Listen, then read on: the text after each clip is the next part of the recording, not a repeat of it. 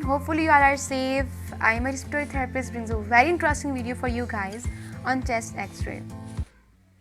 Artists should know how to evaluate the patient chest x-ray is just really important for them regarding clinical point of view. Guys, this is my first video and this is the part 1. If you want to know about chest x-rays in more detail, you can go through all the videos one by one. Guys, I am taking here name of artists, but it's not specifically for artists. This is for all the medical students. So guys, let's move towards our today video. Firstly, I will tell you objectives of this video or part 1. So let's start.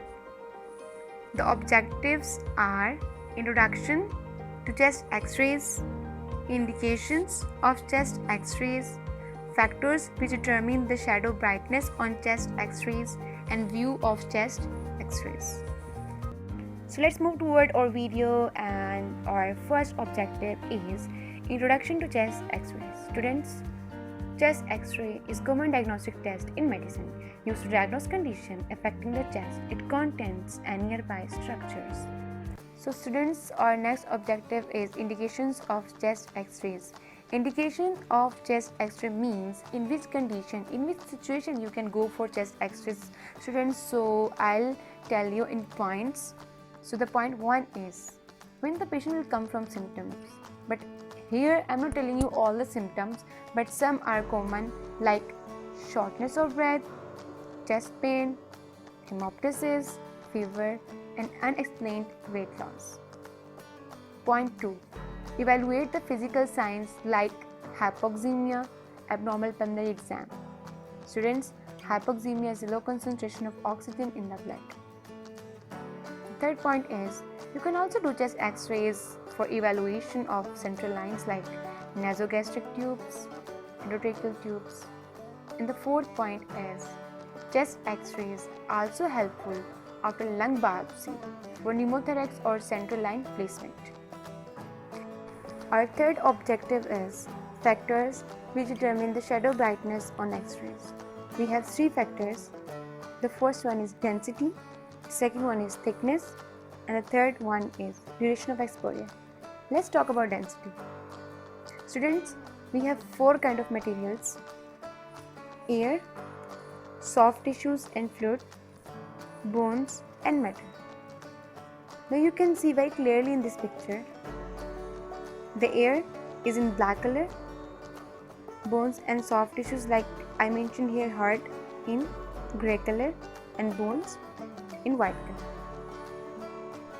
The second factor is thickness. I am telling you here a shortcut. Thicker the structure, the brighter it will appear. Last factor is duration of exposure. Short exposure, too bright. Long exposure, too dark. What it means? Like if we expose body or an object for a long time, it will appear too dark. Or if we expose for a short time, it will appear too bright. So finally, our last objective is views of chest x-rays. But before that, I want to share something with you. It's common, but it's sometimes confusing.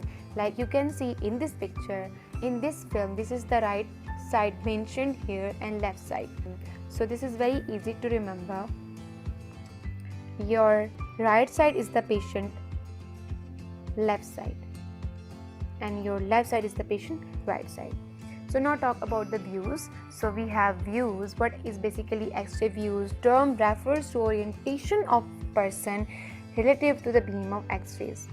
We have 3 type of views or 3 views: PA view, that is posterior to anterior; AP view, anterior to posterior; and lateral view.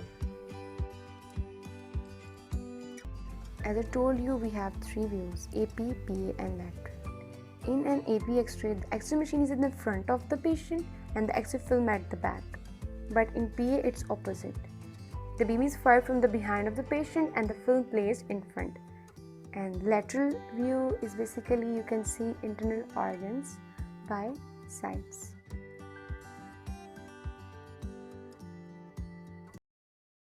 Students, I hope you like my video, but this is introductory video. I'm again saying we'll discuss everything regarding chest x-ray in detail in next parts. Kindly subscribe my channel, and yeah, don't forget to share, like and comment. Thank you.